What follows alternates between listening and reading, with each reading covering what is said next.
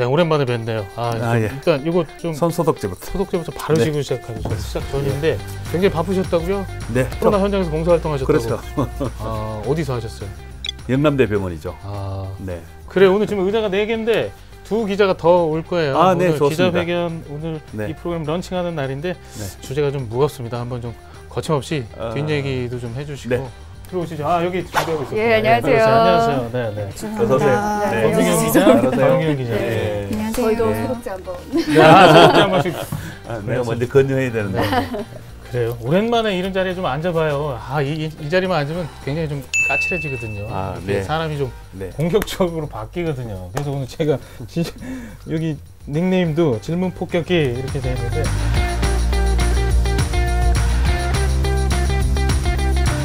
이 에너지가 응집되면 제대로 된 우리 취재 뒷이야기를 좀 할 수 있을 것 같아요.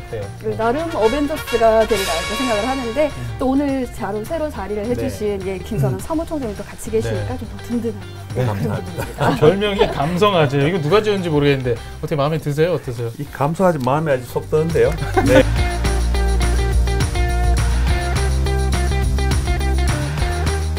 우리 권미경 기자는 두 가지 별명이 있었어요. 취재 AI냐?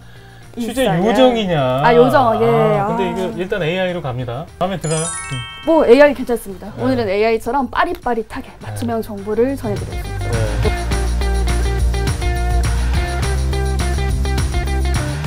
우리 박은경 기자는 조용한 카리스마. 지금도 카리스마 있게. 저는 왜 이런 게 붙었는지 모르겠어요. 저는 되게 남한테 싫은 소리 못하고. 누가요? 저요. 본인이요? 자, 그럼 구호 외치고 본격적으로 시작하겠습니다. 우리 박은경 기자가 구호 준비했죠? 좋습니다. 지지고 볶고 튀기는 솔직한 TK 뽀개기. 거침없는 기자들의 뒷얘기 본격적으로 대구경북 기자회견 시작합니다. 그야말로 대구 경북에 코로나19가 덮쳤다고. 저는 사실 방심이라는 두자로 표현을 하고 싶거든요. 대구 폐렴이다. 그렇죠. 코로나19 왜 대구 경북이었나 이 주제로 먼저 얘기를 나누겠습니다. 그야말로 대구 경북에 코로나19가 덮쳤다고 표현해도 될 것 같아요. 왜 이렇게 대구 경북만 유독 그랬나라고 좀 되돌아보는 시간을 가지면 좋을 것 같아요. 우리 박 기자가 먼저 좀 짚어줄까요? 저는 사실 방심이라는 두 글자로 표현을 하고 싶거든요. 왜냐하면 그 대구 경북에서 첫 확진자가 나온 게 지난달 18일입니다. 네. 근데 그 18일이 화요일로 제가 기억을 하는데 그 직전 금요일에 제가 취재했던 리포트가 뭐냐면 과도한 공포는 경계하고 일상으로 돌아가자. 라는 제가 설레발 리포트를 했습니다. 그때까지만 해도 사실 사망자도 없었거든요. 네, 맞아요. 그래서 제가 그 리포트를 했었는데 입이 방정이었습니다. 반성합니다. 그때 뭐 박은경 기자뿐 아니고 전 언론이 다 그게 2월 14일이에요. 제가 지금 또렷이 기억이 나는데 그 다음 주에 대구에서 31번째 환자가 발병하면서 대구 경북이 집중되기 시작했습니다. 그 이후에 이제 신천지로 주목이 되고 그 이후 상황들 청도로 또 전이 되고 그 상황들이 지금 전개가 됩니다. 대구에서 발생한 코로나19 31번째 환자로 지역사회 감염 가능성이 제기되고 있습니다. 이번 다음 날부터 감기 증상이 나타났지만 해외에 다녀오지 않았기 때문에 병원에서도 코로나19 감염을 의심하지 못했습니다. 19일 확진자 가운데 14명이 31번째 환자가 다닌 신천지 대구교회에 출석한 것으로 확인됐습니다.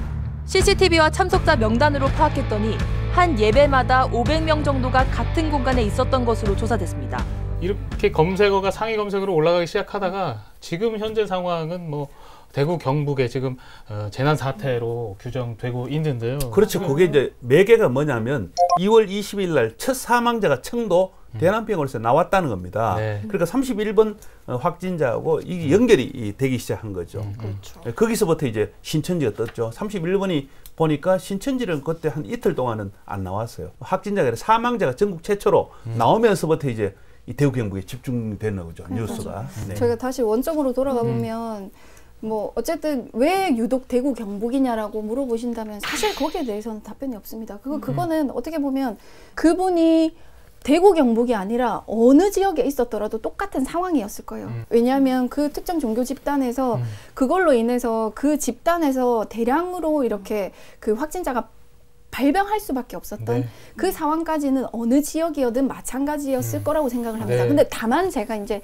취재를 하면서 아쉬웠던 점은 그렇게 상황이 똑같았을지라도 그 다음부터는 좀 방심했던 부분이 있지 않았을까. 네, 네. 예를 들면 사실 얼마 전에 그 대구에서 이루어졌던 행정조사도 하고 지금 욕을 먹고 있지 않습니까? 예, 예. 그 대구시 입장에서는 최선을 다했다고 말을 할 수 있지만 그 시민들 입장에서 아쉬운 게 뭐냐면 이재명 경기지사가 사실 그 신천지가 처음에 이제 그 이런 확산의 중심에 있다는 이야기가 나올 때부터 사실 전면에 나서면서 뭔가 행동을 취했었잖아요. 선제적으로 공격적으로 그렇죠. 했죠. 예. 근데 그게 퍼포먼스든 정치적인 거든 뭐든 간에 시민들의 입장에서는 그게 먹혀들었거든요. 뭐라도 해줬으면 좋겠다는 그래서 바람이 있었던 그렇죠. 거지. 예. 답답했는데 사실 정작 그 중심에 있었던 대구시는 약간 너무 신중해서 한 발 물러나 있었던 반면 그쪽에서 그렇게 하니까 사실 그쪽에서 되게 호평이 이어졌던 건 사실이잖아요. 네, 네. 비교가 되니까. 그러니까요. 예. 그러니까 맞아. 저는 그런 생각이 들어요. 리더의 리더십은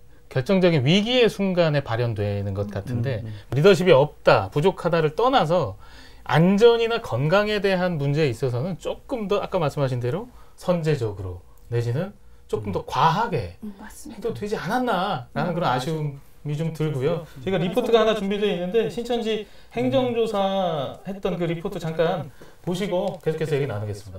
신천지 교인 집단 거주 지역을 특별 관리 지역으로 지정했습니다. 또 12일에는 신천지 대구교회와 주요 간부 사택에 대한 행정조사도 실시했습니다. 코로나19 전파 경로 등을 조사하는 동시에 3월 14일 신천지 창립일을 맞아 열릴 모임 등을 미리 막기 위해서입니다. 지역사회 감염으로 이제 확산되고 전이되는 것이 가장 문제입니다. 우리 그렇죠. 권미연 기자가 한번 좀 짚어주시죠. 네, 첫 그 31번 확진자에 대한 발표가 이제 있었던 날에 그 브리핑장 현장에 제가 있었어요. 기자들이 질문을 하는데 이제 그러면 31번 환자가 접촉한 사람이 몇 명이냐 네. 이런 질문이 나왔는데 돌아온 대답이 1000명이라는 거예요. 그 순간 그 브리핑장이 웅성웅성하면서 그때 딱 직감이 되는 게 이게 쉽게 끝날 문제가 아니구나. 네, 네, 그때 직감을 했는데 이렇게까지 사태가 커지리라고,는 저도 보면서 굉장히 당황스럽고. 네, 그러면은 그때 그 브리핑 영상을 잠깐 보시겠습니다. 지금 현재까지 접촉자는 가족들 등 자가격리되었고요. 그리고 병원에 관계됐던 분들, 그리고 병원에 같이 입원했던 분들, 그리고 이분이 2차례 갔던 교회에서의 접촉자, 이런 부분들은 아직 상세히 파악되지 않습니다. 지금 대구 경북에서만 그 이후로 뭐 수백 명에 달하는 확진자가 연일 계속됐습니다. 최고 제가 기억하기로 900명대까지 증가하다가 지금 이제 증가세가 조금 둔화돼서 두 자릿수까지 떨어지긴 했는데 그 이후에 논란이 또 됐던 것이 저희 대구 경북 시민과 도민들의 마음을 아프게 했던 것이 대구 폐렴이다. 그렇죠. 대구 공쇄라는 단어들이 터져 나오면서 여기에 거주하는 저희로서는 굉장히 좀 뭐라 그럴까 상처를 좀 받았습니다. 우리 감성 하시니까 우리 감성 아재님이 얘기해 주시는 게 나을 것 같아요. 이 뭐 말이 감성이지 저 현장에 있으면 무서워요. 저도. 칼이 있죠. 지금 한 칼이 있어요. 사실은 이 신천지든 대구든 다 피해자거든요. 이 뭐 어디 코로나 바이러스가 누구 사람 가려 하는 것도 아니고 지역 가려 하는 것도 아니고 신천지만 찾아가서 하는 것도 아니고 결국은 피해자가 나왔기 때문에 이분들에게 협조를 받으면 위축해서는 안 되겠다는 생각을 대구시장이 했던 것 같아요. 위축감을 안 주기 위해서 하는데 결론적으로는 좋았지만은 그때 당시는 약간 좀 아쉬운 점이 있었는 거죠. 저 같은 경우는 시댁이 서울이거든요. 그래서 저희 시어른들께서 제가 아들 둘을 키우고 있는데 저희 애들을 보고 싶어서 그리고 또 봐주시러 되게 자주 오시는 편이세요. 네. 최근에도 오셨는데 이제 그러면 지인분들이 연락을 했다가 어디냐, 경주다. 거기 왜 갔냐? 그런 데를 왜 갔냐? 그런 데가 네. 됐어요. 그러니까 대구 경북을 약간 가면 안 되는 곳으로. 근데 그게 그냥 일상적인 그것뿐만이 아니라 의료계에서도 나타나고 있는 거예요. 그러니까 얼마 전에 서울 백병원에서 입원 중인 할머니가 왜 자기가 치료가 안 되니까 맞아요. 대구에 거주한 사실을 숨기고 대구 백병원 입원을 하셨다가 양성 확진 판정을 받으시면서 그쪽 병원에도 환자들도 없고 엄청나 어떻게 보면 사실 그분 입장에서는 어쩔 수가 없어요. 어떻게 보면 치료를 받아야 되는데 대구 경북에서 왔다는 이유로 안 받아주니까 숨겼을 수밖에 없는데 그런 것 때문에 지금 그 대구 경북을 제외한 다른 곳에서 되게 너 어디서 왔니? 진료를 받으려면 그거에 대한 먼저 이렇게 검사 단계가 있는 거예요. 네. 그렇죠. 그래서 지역 카페에서 제가 본 글이 어떤 게 있냐면 서울에서 시어머니가 뇌수술을 3개월 전에 받으셨대요.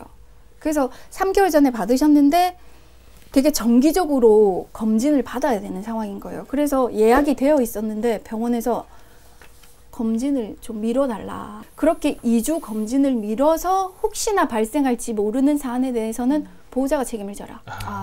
우리는 책임이 없다. 그러니까 그런 부분에 대해서는 사실 조금 아쉬움이 있는 게 사실이에요. 결국에는 피해는 고스란히 그 환자들과 보호자 가족들이 져야 되는 그런 상황으로 넘어가고 있어요. 우리 그럼 권 기자가 이 의료법으로 좀 짚어주세요. 이게 법적으로 진료 거부를 하면 어떻게 되는 거예요? 의료법은 어떻게 되어 있나요? 네, 이제 의료법을 보면 제15조 1항을 보면은 이제 의료진은 진료 요청을 받으면 거부를 할 수가 없게끔 이렇게 명시가 되어 있어요. 근데 사실 지금 사태가 사태인 만큼 이제 병원 측의 입장도 다 이해가 되죠.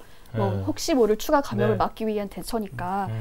그런 부분도 있고 이게 사실 아까 말씀하신 것처럼 신종 감염병이에요. 이런 사태가 정말 없었죠. 앞에는 뭐 비슷한 사례 메르스나 이런 게 있긴 했지만 이만큼 심하진 않았었으니까 이제 의료인을 보호하기 위한 차원에서도 뭔가 대책이 필요하다 이런 점을 감안을 하면은 이런 부분은 좀 추가적인 협의가 필요하지 않을까 싶습니다. 상황이 이렇다 보니까 지금 이제 원격 의료도 이참에 그냥 은은하게 좀 도입해야 되는 거 아니냐. 그러니까 결국에는 선택인 것 같아요. 전시에 준하는 이런 상황에서는 빨리빨리 결정권자들이 결정을 해주는 게 중요한 것 같아요. 그래서 지금 원격 의료에 대해서도 한시적으로 좀 시행을 하자 뭐 이런 의견도 있잖아요.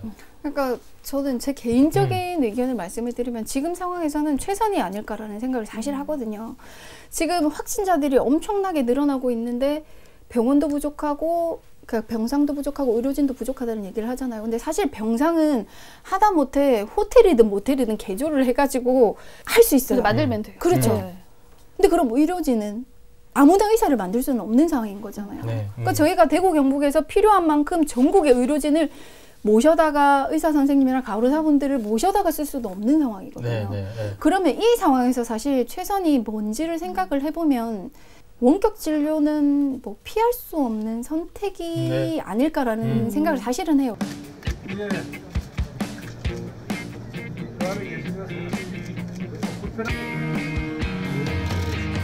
3월 28일까지 2주간만 더 참고 힘을 내서 코로나19를 종식시키자는 시민운동인 코로나19 종식 3.18 대구운동을 시작한 지 오늘로 이틀째입니다.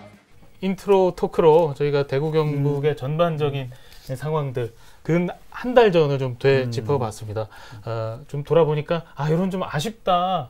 여기 좀 보완됐었으면 좋겠다. 이런 내용들로 귀결이 되는데 좀 더 구체적으로 살펴보겠습니다. 거예요. 대구랑 경북이랑 숫자가 안 맞는 거예요. 맞아요. 하루에 500명씩 드라이브 스루를 통해서 검진을 하세요. 정부 차원에서도 신뢰를 잃어버리는 입장이고 경주 시민 입장에서 보면 어떻게 보면 님비로 비춰질 수도 있거든요. 어느 군은 5장이고 어디는 2장이고 뭐 그것도 근데 또 꼬집을 건 꼬집어 봐야 되겠죠. 지금 오락가락하면서 입장을 좀 바꾸기도 했고 현장과 소통이 좀 다소 아쉬운 점이 있습니다. 이 부분 박 기자가 좀 짚어주시죠. 저희가 사실 확진자 수가 7,000명, 8,000명 막 이렇게 돼도 31번밖에 기억이 안 나요. 네. 그러니까 뭐 어쨌든 처음에는 이 확진자 수를 질본에서도 하루 2번 발표를 했었거든요. 오전 10시, 오후 4시 기준으로. 기준이 그거지 사실 4시에 딱 발표를 하진 않았어요. 그래서 저희가 늘 마감 시간에 쫓겨가지고 허덕허덕 됐었거든요. 맞아요. 그러니까 어떻게 보면 저희를 뭐 이렇게 질타하는 입장에서는 경마식 보도다. 왜 이렇게 숫자에 집착하느냐라고 할 수는 있지만 저희 뉴스를 만드는 입장에서는 신뢰도랑 직결된 게 이 숫자 부분이라서 거기에 집착할 수밖에 없는 게 사실이거든요. 그래서 제가 초반에 되게 많이 막 그랬을 거예요. 대구랑 경북이랑 숫자가 안 맞는 거예요. 맞아요. 그래서 제가 막 그 전체 저희도 막 그 카톡으로 막 이렇게 소통을 하지만 거기서 한 명이 빈다. 이 한 명 어디 있냐. 그때 당시에 경북에서는 영천에서 처음 확진자가 나왔었는데 그 영천 확진자가 처음에는 전부 다 신천지랑 관련이 있다고 질본에서 발표를 오전에 했다가 오후에 살짝 보도자료를 바꾼 거예요. 이로써 대구시는 지난 18일 1명, 19일 10명, 20일 23명이 확진 판정을 받아 2월 22일 오전 9시 현재 총 34명의 확진 환자가 발생되었습니다. 대구 경북 지역 35명 중 28명은 31번째 환자가 다니던 신천지 대구교회 발생 사례와 연관이 있는 것으로 확인되었고 결국에는 거주지 기준이냐 뭐냐 뭐 이 차이였죠. 맞아요. 네. 그러니까 질본에서 발표하는 자료랑 경상북도에서 발표하는 자료랑 이게 하루에 차이가 날 때 몇십 명씩 차이가 나더라고요. 이게 거주지 문제 때문에 이관을 한 해 만에 네. 이 과정이 좀 늦어져서 숫자가 네. 많이 차이가 났었죠. 그리고 그거죠. 대남의 환자를 부산에도 이송하고 울산에도 이송하고 포항도 보내고 이렇게 했거든요. 그러다 보니까 그 가운데서 도착했는데 인원하고 또 출발했는데 맞아요. 이원하고 여기서 약간의 차이가 있었는 것 같아요. 네. 근데 그거는 이제 한 일주일 내에 거의 다 해소가 많이 됐죠. 네, 네. 그러니까 그야말로 좌충우돌이었는데 네. 그나마 그건 문제가 해결됐으니까 그렇습니다. 그 문제 서로 이렇게 부딪히고 치고받고 하면서 해결됐듯이 나머지 이제 코로나19 사태 어떻게 갈지 모르겠으나 그렇게 해결해 나가면 되지 않겠나라는 그런 희망을 가져보고 선별 진료소 얘기를 좀 할까요? 이거 이용하는데도 굉장히 어려움이 많았어요. 이제 선별 진료소는 처음에는 상급 종합병원만 있었습니다. 이러다가 이제 2월 25일부터 이제 영남대학교에서 드라이브 스루가 운영되기 시작했어요. 예. 이게 전국 최초입니다. 진짜 예. 아이디어. 드라이브 스루. 예. 예. 최고의 이게 아이디어죠. 딱 시작되니까 여기에 막 환자가 집중됐어요. 네. 특히 3월 뭐 29일 날이 900명 정도 나왔잖아요. 네. 최고 우리 많이 확진자 나오는데 이때 29일, 3월 1일, 2일, 3일은 하루에 500명씩 드라이브 스루를 통해서 검진을 했어요. 그전에는요 병원 응급센터 앞에 진료 그 선별 진료소에는 기껏 해봐야 뭐 30명 정도 네. 못했습니다. 그러니까 한 3배, 4배 정도 할 수 있죠. 네. 근데 이때 돼 가지고는 이제 각 보건소마다 진료 그 선별소, 그 검진 어떤 시설이 들어서기 시작했죠. 네, 네. 지금 이제 드라이브 스루 말씀하셨는데 이거는 뭐 미국, 유럽 비롯해서 전 세계로 뻗어나가는 그러니까 한 명의 아이디어가 이렇게 중요한 거죠. 영남대에서 아이디어가 그렇죠. 나온 것인데. 근데 이 아이디어가 영대에서 무조건 나오는 거 아니에요. 이게 사실은 2015년 메르스 이후에 메르스 결과를 서로 공유하고 정보하면서 이게 그 선별 진료소에 있으니까 너무 좁고 공기 질도 안 좋고 이러니까 그 안에서 감염될 수 있다. 그래서 의료인들을 어떻게 보호할 것인가. 또 와는 사람들도 감염 안 된 사람이 감염될 수도 있다. 그래서 공기를 잘 통하고 하는 선별 진료소가 필요하다는 것이 논의가 됐어요. 그래서 인천에 있는 그 보건소의 과장이 인천에서 예, 그런 것도 좀 한번 밖에서도 한번 적극적으로 해보자라고 그런 게 나왔는데 사실 이 영대병원은 그때부터 계속 생각하고 있었던 거죠. 앞으로 만약 이런 일이 또 일어나면은 이렇게 한번 해보겠다는 그런 계획을 가지고 준비를 하고 있었는데. 그렇죠. 영대병원은 그 시설도 우리 돈으로 다 안 되니까 대구시에 요청을 해도 남들보다 일찍 한 일주일 일찍 시작했는 거죠. 그게 전 세계로 이제 퍼진 겁니다. 준비된 그렇습니다. 실행하고 그렇죠. 위기에서 배우고 프랜차이즈의 그 드라이브 스루를 하나의 거기에서 영감을 얻어가지고 이런 어떤 검진 진단 방법에 도용을 했는 거죠. 그러니까 미국이나 원룸에 이런 있는 데서도 거죠. 계속 쏙쏙 도입을 하고 있잖아요. 네, 저희가 네. 어떻게 외화를 그렇죠. 벌어들일 수 있는 어제 치고 들어가 외화. 어제 이제 트럼프가 그 되나요? 전국의 비상 그 상황을 발표하면서 한국의 이 드라이브 스루 같은 네. 것을 많이 좀 설치하라 이렇게 되어 있고 특히 또 일주일 전에는 WHO 사무총장이 직접 한국 드라이브 스루를 네. 통해서 진단 검사가 상당히 효과적이었다 네, 네. 이렇게 했죠.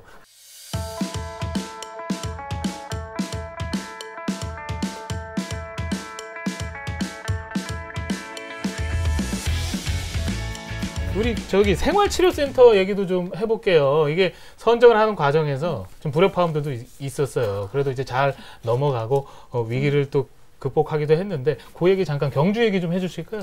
그러니까 이 사태를 겪으면서 계속 나오는 얘기가 뭐냐면 행정이랑 현장이 제대로 발맞추고 있지 않다. 엇박자가 계속 나오고 있다라는 얘기가 계속 나오고 있는 게 이 생활치료시설에서도 사실 나타났었거든요. 그러니까 경주 같은 경우에는 그 농협 경주 연수원 거기가 제일 처음에 생활치료센터로 지정이 됐습니다. 거기도 사실 되게 관광지 중심에 있어요.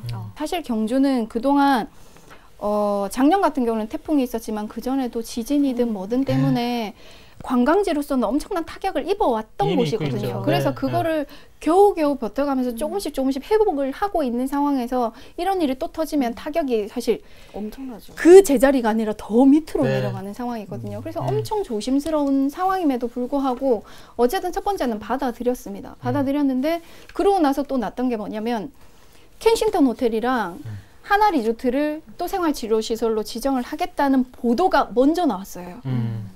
그래서 저희가 현장에 직접 갔습니다. 그래서 켄싱턴 호텔에도 가고 하나 리조트에도 가가지고 이제 뭐 전화도 하고 계속 물어보니까 아니라는 거예요. 그런 일 없다. 그런 사실 그러니까 없다. 지정이 됐다가 취소된 게 아니라 지정이 된 것도 아니었어요. 그러니까 논의 중인 과정에서 정부가 이미 발표를 해버린 거예요. 그럼 현장에서 만약에 이렇게 엎어지면 정부 차원에서도 신뢰를 잃어버리는 입장이고 경주 시민 입장에서 보면 어떻게 보면 님비로 비춰질 수도 있거든요. 우리 동네는 안 된다. 근데 사실 거기가 되게 보문 관광단지 중심에 있는 데였고 무작정 반대도 아니었습니다. 여기 말고 약간 외곽지, 응급 상황이 발생했을 때 충분히 대처할 수 있는 외곽지로 대안을 제시를 했던 거거든요. 그러니까 그런 협의 과정을 다 거쳐서 어디로 지정을 하자라고 처음부터 발표를 했으면 번복 없이 정부 같은 경우도 자기네들이 이제 말을 하는 거에 대해서 좀 신뢰를 얻을 수 있고 경주 시민 입장에서도 좀 아쉬움이 없었을 텐데 그런 부분들이 이거 말고도 나중에도 말씀을 드렸지만 마스크라든지 총체적으로 계속 나타나고 있었어요. 맞아요. 지금 생활치료센터에 대한 얘기를 했는데 저희가 갈 길이 멉니다.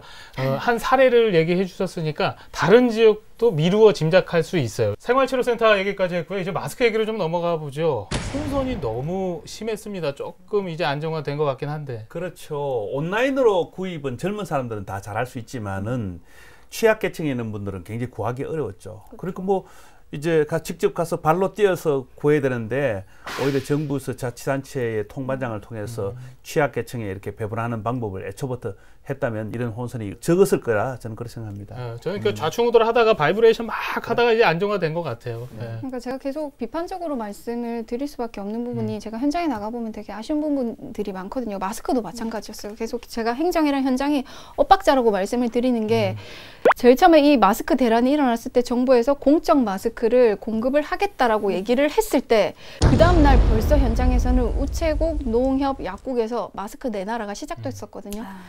근데 저희가 전화를 해봤을 때 농협이나 우체국이나 거기서 전부 다 진행된 게 하나도 없었어요. 배부조차 안 됐어요. 그러니까요. 정부에서 마스크를 확보를 해서 나눠주는 게 아니었거든요. 그거는 전부 다 온전히 그쪽 몫이었어요. 그러니까 우체국이나 농협이나 약국에서 그 과정을 거쳐야 되는데 자체적으로 그 공급하는 업체랑 뭐 연락을 하고 어느 정도 수량을 확보를 하고 풀겠다 이게 됐어야 됐는데 그 과정이 진행될 시간조차 주지 않고 먼저 정부에서 발표를 해버린 거예요. 공적 마스크 판매가 시작된 지난달 28일 한 우체국에서는 판매 방식을 두고 실랑이가 벌어졌습니다. 기다리는 시민들의 불편을 덜기 위해 일찍 번호표를 나눠준 게 화근이었습니다.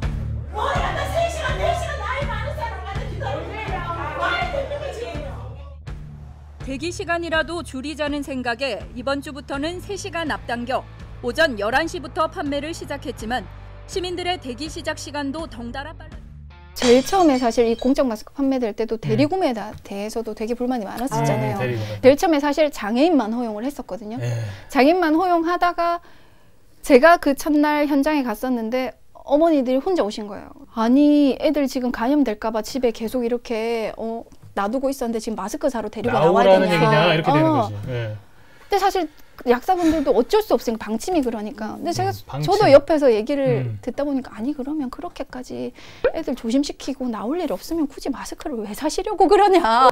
라는 말이 진짜 여기까지 나오는 또 개인의 다툼이 되는 거예요. 그렇죠. 왜냐하면 어르신들도 아니 뭐 장애인 그것만 안 받았을 뿐이지 70대 어르신의 거동도 불편한데 그러면 이 마스크 딸랑 하나 사러 나오라는 얘기냐. 그러니까 세세한 부분까지 위에 행정에서 챙겨보지 못하고 현장의 책임으로 떠넘기니까 현장에서 이런 문제들이 발생하니까 더 이런 논란이 생길 수밖에 없는. 현장에서는 그걸 다 짊어지는 거예요. 어깨 짊어지고 소통을 하다가 아까 말씀하신 대로 약간의 감성적인 언어로 잘못 내뱉었다가는 그렇죠. 더 큰 싸움이 되는. 그러면 오부제를 하면서 조금 나아졌나 한 번만 짚어주세요. 훨씬 좋아진 것 같아요. 네. 생년월일 끝자리가 8이라 가지고 수요일 가봤어요? 날 마스크를 사러 갔어요. 아침 9시 땡 하고 갔는데 생각보다 굉장히 이게 정돈된 모습이더라고요. 질서정연하게. 네, 질서정연하게 다들 줄 잘 서 계시고 사람이 많이 몰릴 줄 알았는데 그렇지도 않고 한 10분 정도가 차례대로 살아가시는 걸 보고 이게 생각보다 빨리 자리를 잡고 네. 있구나 이 생각을 했었고 또 제가 지금 대구 시민인데 그 아까 말씀하신 무료로 마스크 나눠주는 걸 그것도 제가 받았어요. 네, 네. 통장님이 직접 집으로 2번이나 오셨어요. 어. 하루는 비가 억수같이 쏟아지는 날이었는데 직접 한 집 한 집 찾아다니면서 마스크를 2장씩 3장씩 그렇더라고요. 이렇게 주시더라고요. 네. 그래서 아 이렇게 보이지 않는 곳에서의 노력이 계속 되고 있구나 그 생각이 좀 네, 들었어요. 저도 이제 수성 구민인데 2장 왔더라고요. 근데 이것도 블로그나 밴드 논란이 있습니다. 아 어느 구는 5장이고 어디는 2장이고 뭐 맞아, 지역마다 그것도 좀 예, 다르다고. 세고 있거든요. 그러니까 정부도 노력하고 있는 건 보입니다. 어떻게 해야 될지 지금 이 혼란스러운 상황에서 애쓰고 있습니다만 조금만 더 촘촘하게 현장을 이해하면서 정책을 내려주셨으면 좋겠고 육아 얘기 지금 애들 지금 학교를 못 가고 있거든요. 그래서 저희 집 아이들도 지금 초등학생들인데 지금 벌써 근 한 달째 집에 거의 갇혀 있고 뭐 셀프 자가격리죠. 한 번 정말 드라이브만 한 번 갔다 왔거든요. 3주 동안 딱 한 번. 그래서 지금 어떻게 지금 하고 계세요? 우리 박 기자는 애가 몇 살이죠? 지금 그러니까 3살, 5살. 지금 또 계약이 계속 네, 또 연기되고 연기돼요. 있잖아요. 네. 이제 저희 시댁이 서울 쪽으로 이제 한 일주일은 보냈었어요. 네. 근데 거의 007 작전이었거든요.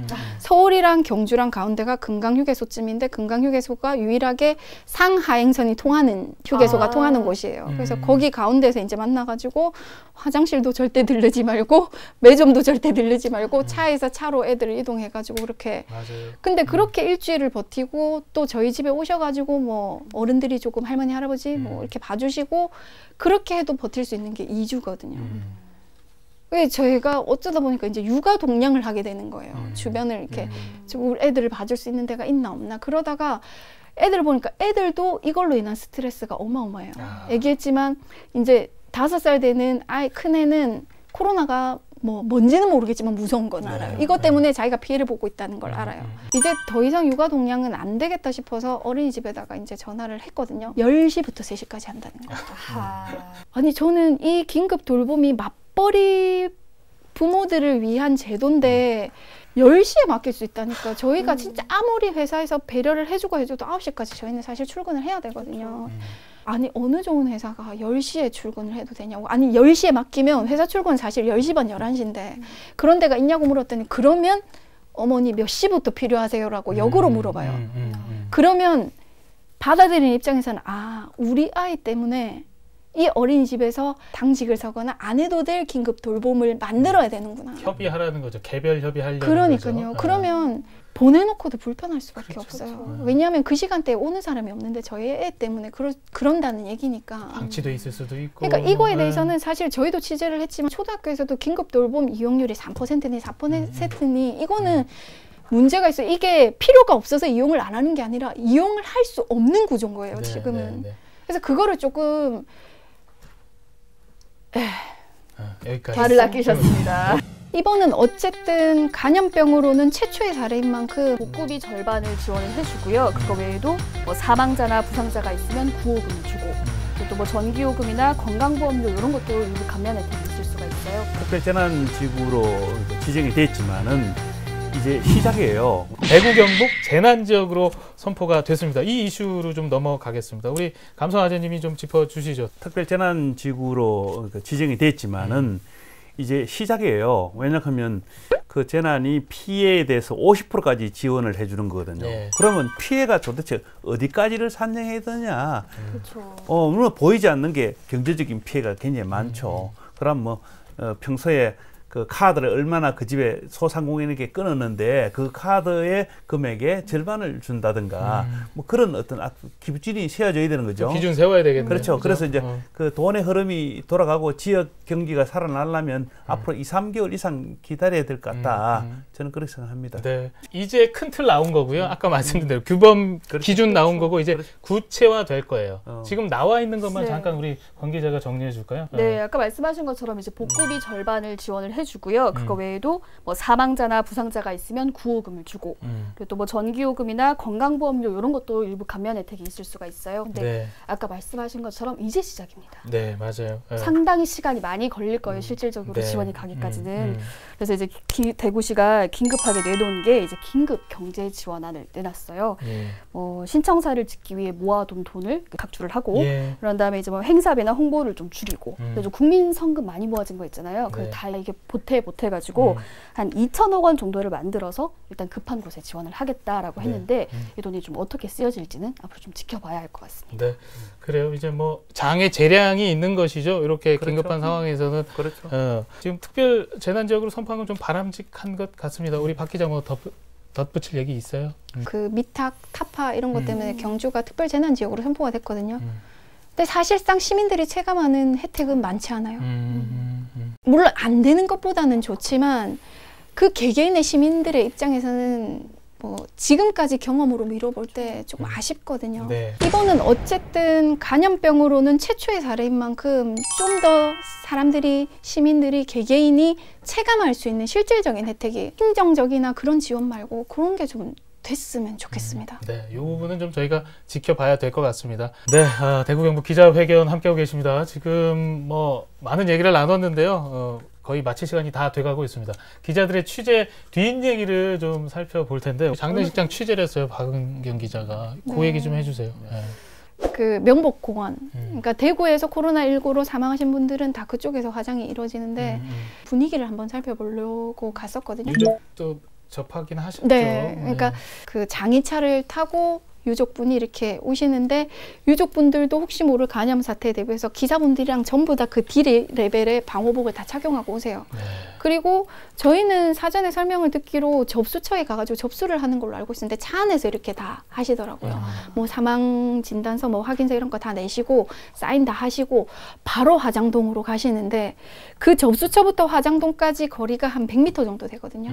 저희가 여기를 못 가요. 못 가도록 돼 있어요. 그냥 요 입구에서 다 막거든요. 그러다가 한 5시 반, 6시 다 됐을 때쯤에 이제 화장이 거의 다 끝나가지고 소장님한테 물어보니까 이제 가까이 가도 된다고 구유족분 가까이 이렇게 장의차 쪽에 계속 머물러 계셨거든요. 네, 그래서 가가지고 말씀을 드렸는데 그 확진 판정을 받고부터 사망하시기까지 열흘 있었는데 열흘 동안 자식 그 큰아드님인 것 같았는데 한 번 봤다고 하시더라고요. 그것도 격리된 상태에서. 그러니까 가까이서는 이렇게 접촉을 못 해보신 거예요.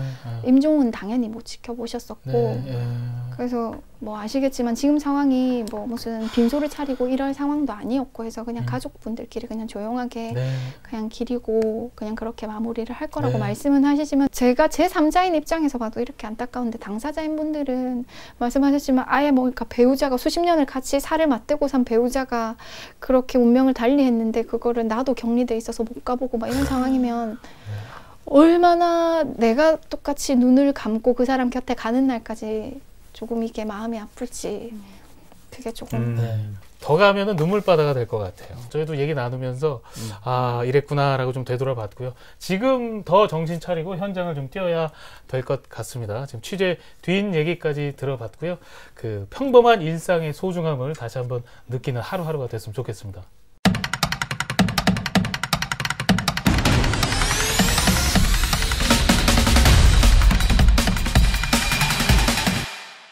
코로나19가 진정 국면에 들어섰다고 하지만 아직은 섣불리 판단할 수 없는 상황입니다. 가장 힘들어하시는 분들이 이분들이 아닐까 싶은데요. 의료진 화상통화로 연결해서 잠깐 얘기를 좀 나눠보겠습니다. 신예섬 간호사가 연결되어 있습니다. 화상통화로 연결이 되어 있는데요. 안녕하십니까? 연결되어 있죠? 안녕하세요. 네. 먼저 좀 자기소개를 부탁드리겠습니다. 경상북도 김천의료원이 일하고 있는 사회병동 신예섬 간호사입니다. 예, 반갑습니다. 지금 병원의 상황이라든가 지금 현재 어떤 상황인지 전반적으로 좀 말씀을 해주실까요? 지금 저희 병원이 감염 전문 병원으로 지정이 되어 있어서 지금 코로나 확진 환자만 지금 보고 있는 상황인데요. 보호구를 입고 일을 하기 때문에 평소보다 3-4배 정도 시간이 좀 더 길어지고 있어요. 폐기물 박스 정리도 해야 되고 이제 뒷정리도 하다 보니 1시간 이내로 나올 수가 없어서 이제 옷도 땀으로 다 젖게 되고요. 예. 얼굴에 습기도 차게 되어서 잘 앞이 보이지 않는 상황인데 그런 상황이 이제 반복되다 보니 체력적으로 에너지 소모가 많이 좀 되고 있습니다. 아, 네, 마음속에 좀 염려도 있으실 것 같아요. 어떻게 좀 조심조심 하고 계세요? 그래도 저희는 의료진이기 때문에 해야 된다는 강한 의지가 있어서 힘내고 하고 있습니다. 네, 사명감으로 하고 계신 것 같은데 좀 가족들하고 좀 떨어져 계신 거잖아요. 그런 부분에서 조금 더 힘드실 것 같아요. 어떤 마음가짐이세요?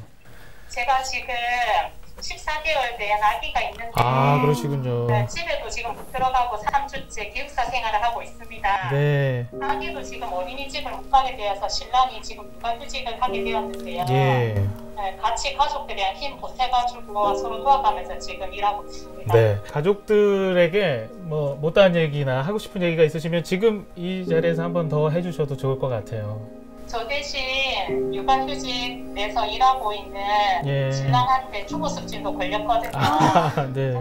육아 전쟁을 지금 하고 있는 신랑한테 저 대신 고생하고 있을 신랑한테 응원에 한마디 해주고 싶습니다. 힘내시고 파이팅 하세요.